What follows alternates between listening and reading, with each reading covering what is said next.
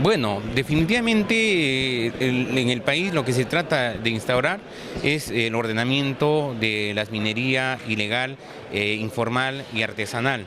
Durante muchos años se ha permitido de que esta minería, por ejemplo, en distintos sectores, conviva, ¿no es cierto?, en nuestro sistema sin pagar tributos, sin tener adecuadamente contratado al personal, sin generar oportunidades, ha generado en algunos lugares inclusive mafias, proxenetismo, trata de personas, ¿no es cierto? Entonces yo creo que esta imagen de esta minería, ¿no es cierto?, tiene que cambiar, la minería tiene que ordenarse y en ese contexto el gobierno solicitó facultades al Poder Ejecutivo para legislar en materia de minería ilegal.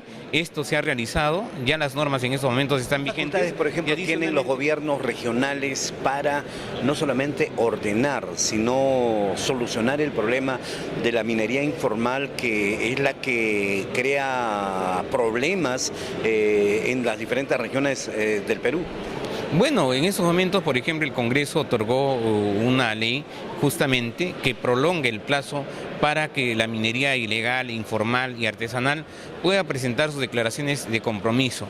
Los formatos están siendo entregados por los gobiernos regionales a efecto de que estas entidades, estas personas naturales o jurídicas puedan acogerse a estas declaraciones de compromiso e iniciar todo un proceso de formalización, ¿no es cierto?, y cumplan de una vez por todas con las exigencias establecidas a través de los decretos legislativos, ¿no es cierto?, otorgados en el paquete de normas para combatir la minería ilegal. ¿Cree usted que se está cumpliendo, por ejemplo, no solamente con las normas del Congreso, sino que los gobiernos regionales están cumpliendo con formalizar a la minería o hay vacíos, por ejemplo, ahí? Bueno, los gobiernos regionales tienen un rol bastante importante a través de sus direcciones regionales de minería.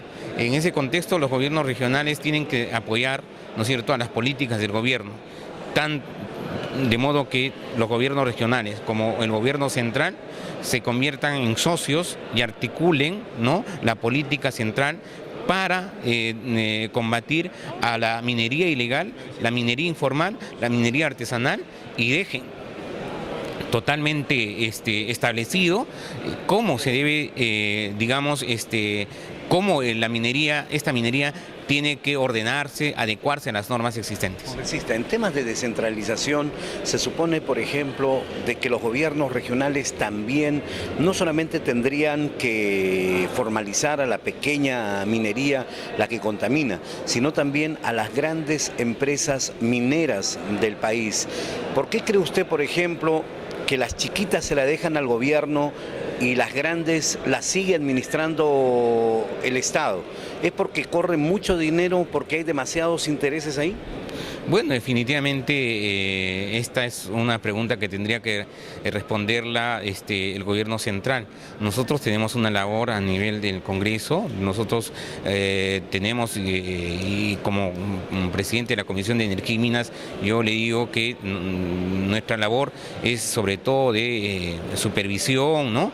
Y en algunos casos nosotros... También es importante el comentario suyo, porque usted es congresista de la República, está en una de las comisiones, creo, expectantes, y lo que en realidad llama mucho la atención, descentralización, pero ¿qué tienen los gobiernos regionales para poder trabajar de manera autónoma y cómo, por ejemplo, pueden fiscalizar a las grandes minerías, las que llevan todos los presupuestos al Estado a través del pago del IGB, ¿no? No, en nuestro país hay todo un sistema, ¿no? Ese sistema es administrado por el Ministerio de Energía y Minas.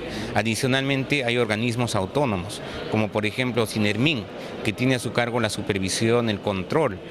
También está la OEFA, que tiene a su cargo el control con relación al tema del medio ambiente. Es decir, hay un sistema ya establecido, ¿no? Los gobiernos regionales, dentro de su jurisdicción, tienen relación también al control, por ejemplo, con el tema de los trabajadores, ¿no? Toda vez que actualmente las direcciones regionales de trabajo están a cargo de los gobiernos regionales. Entonces, desde el terreno, desde su competencia o su jurisdicción, ellos tienen toda la potestad también en lo que les corresponde de entrar a ver estos temas, definitivamente.